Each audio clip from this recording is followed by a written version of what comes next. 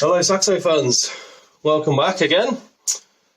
Quite a few things to do in this episode. Fingers crossed the axle comes back in time and I'm going to get that straight in. There's no need for me to delay on that, so that can just go straight in. I've also ordered rear dampers, gone for a set of Bilstein, however you want to pronounce it, who cares, whatever. V8s, which are 30% stiffer than standard if you believe the text on the net. But for what I'm going to use it for, my last car, my last supercharged one, I ran that on a standard damper and I did, a few track days and fast roads and it was great, it was really good. But that was just because I was being cheap and I didn't really know better. So this time I'd like to do it properly and we'll put a set of Bilsteins on. I'm going to try and go for Bilsteins on the front as well, which means I'm going to get rid of the horrific coilovers. Anyway, I digress. So a few things to do. Number one is wait for the axle. That's still should hopefully be back this week. Secondly, handbrake mechanism. So I took this out so I could put the under seal on, but it's looking a bit scabby. So we'll get this cleaned up and painted or whatever it needs doing and just refresh it. There's nothing wrong with it. It works fine, just needs a bit of a refresh. I've got 2 brand new handbrake cables. Nothing wrong with the old ones. But, while I'm under the car and I've gone to all this trouble, for the sake of 25 quid, 2 new cables seem like small dice. But I've pulled off, now you max power kids will love this, the old metal fuel filler cap. Now, I hate this thing, it's hideous. So I managed to get that off. It literally just sort of clips on and you have to sort of pull these tabs back one by one. But obviously underneath that cap is just ming. So I'll get that cleaned out. What else? So yeah, axle in, sort the handbrake cables out. Oh yeah, heat shield. Now this is an interesting one. So if you remember back to the last episode, refreshed this. Before I could put this on, I need to do the handbrake, but when I took this off, it was held in by 1 bolt, I think, and somebody has put an extra hole in there, like a little Brucey bonus. But that's because every single mounting point where this would go traditionally is completely sheared off. There's nothing left. So I'm going to drill those out and maybe put some riv nuts in, perhaps, or some self-tappers, whatever works. But yeah, I'd like to get that on if we can in this episode.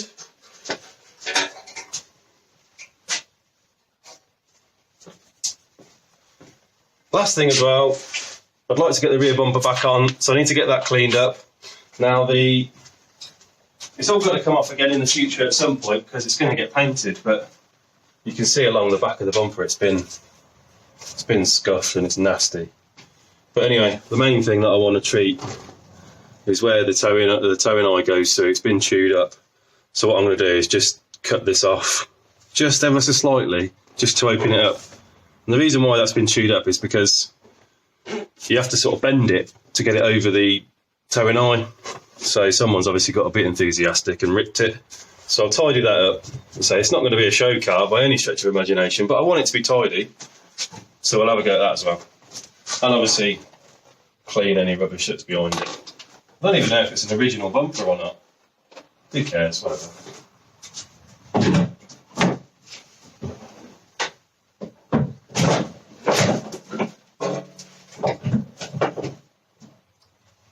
Points everywhere. Okay, let's get started.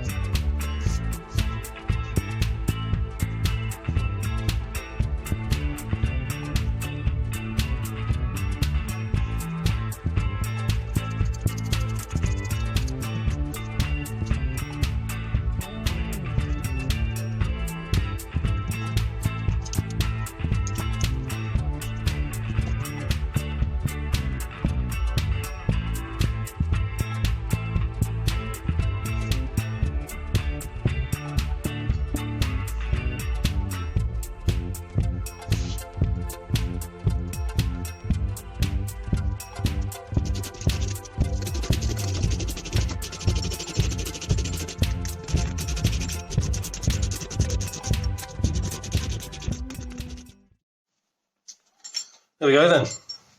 Handbrake refurbed. It's all done. Looking good, healthy and tidy. Ready to go back on. A little bit of grease on there. Everything was painted and put in a nice satin. Nice and easy, nothing special. Job's a good one. Right then, kids.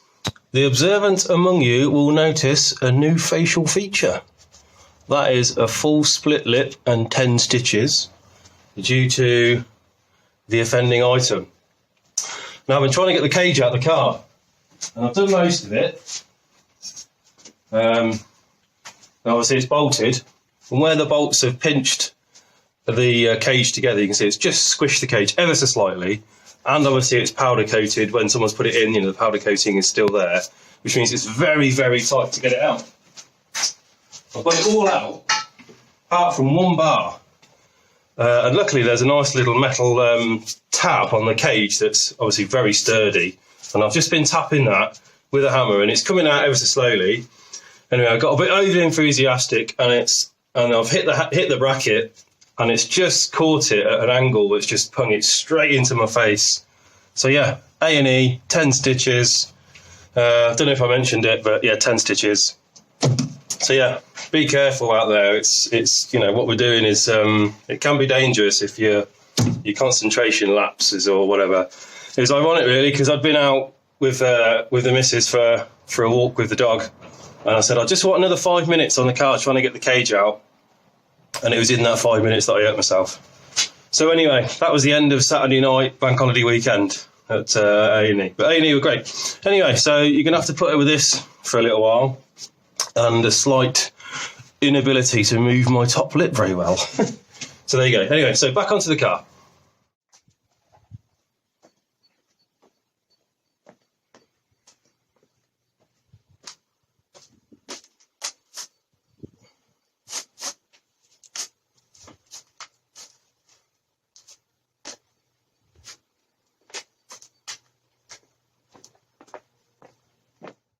Right, rear axle's come back. It was obviously a long wait, but it's worth it and it's come back all good. So I'm just about to refit it because it is only 4 bolts. Problem is, obviously, I'm on my own. And lifting that up is tricky. The car's quite high. I've got it on its maximum point on all 4 axle stands. So what I've done is I've just built this little rig out of a bit of leftover wood from pallets and what have you, just to raise it up and hold it level. Because if you lift it on the bar, it just wants to tip back because of all the weight on the stubs. So I've made this just to hold it in position.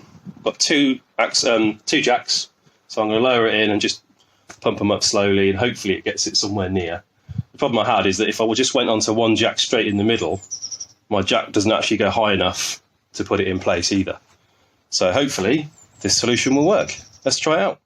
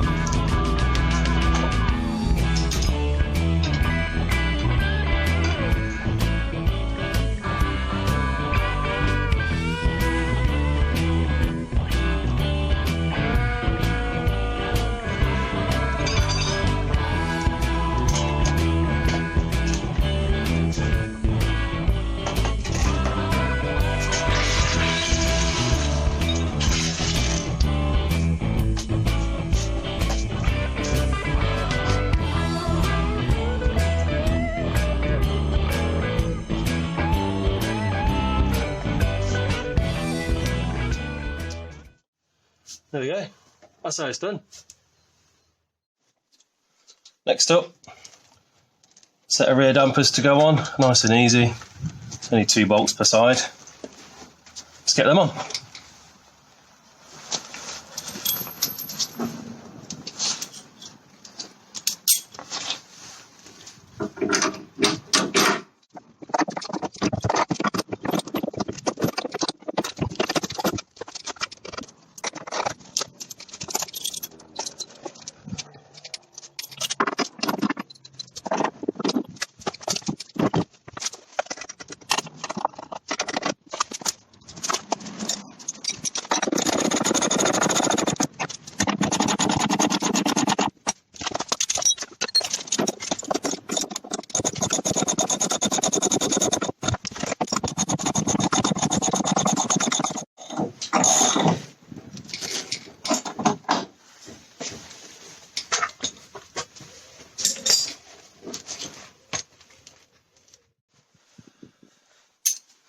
Okay, finally, the first thing that I refurbished was the rear brakes.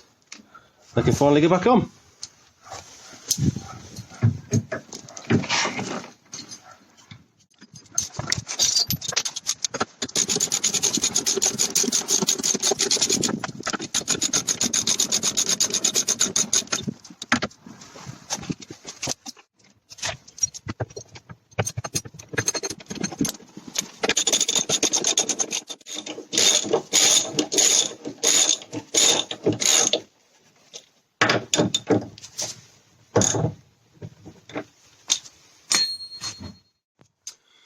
Okay, last job over here for now. We'll put the rear discs on just to get them out of the garage. I will keep an eye on them just to make sure they won't rust, but I'm not going to wipe them down for now. I'm not going to put the pads in. If they rust, then obviously I'll take them off again, but they're out of the way.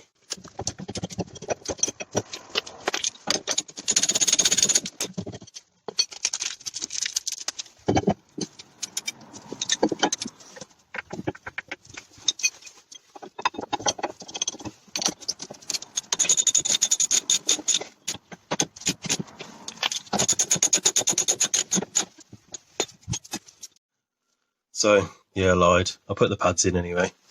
But why not? They're not sticking. I'm going to put a bag over this so that any rust doesn't form. I've also popped in the handbrake cables. So they're in and they feed up to the front. Obviously I can't clip them in yet until the fuel tank is in because they clip up to the bottom of the fuel tank. So that's that for now. Job's a good one. Looking good under here. Okay. Happy with the progress on the rear axle, looking really good, just how I pictured it, which is great. Onto something slightly different. This weekend I'm going to pick up another engine. It's a TU5 JP4S engine. It come out of a C2 VTS. They run 125 horsepower as standard. It's basically the same engine as what's in this. A few subtle differences. It's got a metal inlet manifold. These ones are plastic. I don't know whether they flow better or not, but it's basically the same engine, so it's going to be similar. And crucially, it comes with bigger inlet valves on the cylinder head. So that's the main reason why I wanted to buy that engine. The issue is that it's going to come back. I haven't got a crane or an engine stand yet. So I need to have a way of, when I get it out of the car, moving it around. So I'm just going to make up a little platform on some casters so I can just roll the engine down the side of the car and stick it in the garage for now. So let's get on with that.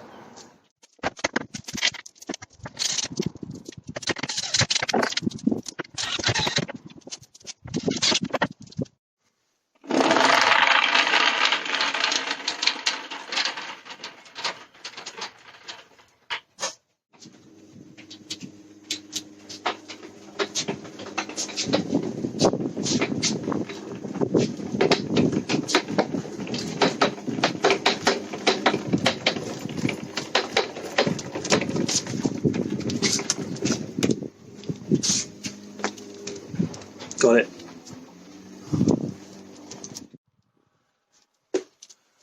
There we go then. C2 VTS engine. So good road trip today. Went all the way up to Leeds, Whitley and Shelby for this today. So met a great guy who gave me the engine and also combined the trip to pick up an intercooler. So this, for those of you who remember back in the day, GMC Motorsport, they collaborated with Pace and made an intercooler that specifically fitted the aperture in the chassis of a Saxo, so they don't come up for sale very often, and they're not for sale any longer, new. So that came up, and I snapped it up at the same time. They were both quite close to each other, so I picked those up. So this is obviously going to just sit for a while now. I'm not going to touch the engine for a little while, but it came up at a great price and everything that I needed on it. So really pleased with what I've got, and obviously the intercooler was a Brucey bonus. So made some great progress in this video. Hopefully you've enjoyed watching the progress of things actually going back on the car for once. And yeah, we'll see you again next time for episode 11. See you again.